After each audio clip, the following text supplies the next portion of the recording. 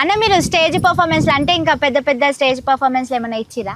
ఇచ్చాను తల్లి, ఇచ్చాను. నాటక రంగంలో కూడా నేను 1000 మందిలో గౌడ గర్జనలో కూడా నేను పాల్గొన్నాను సూర్యాపేటలో. అక్కడ గౌడ పురాణంలో ఒక సన్నివేశంలో నటించాను. దాంట్లో ఉండబడిన పద్యం కూడా ఉంది, ఒకసారి వినిపిస్తా. ఓకే అన్న.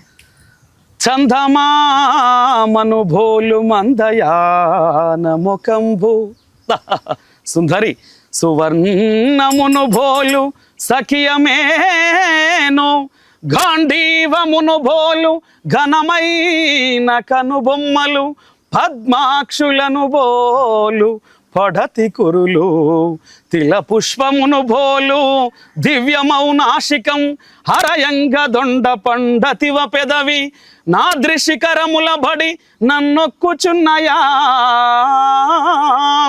అంగన ఓయలైన హరికి వశమేనా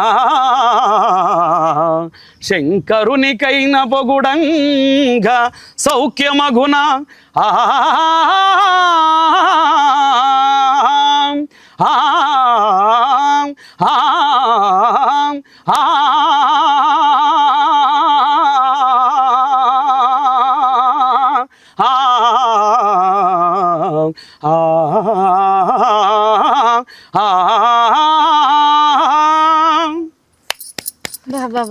చాలా మంచిగా అనిపించింది అన్న.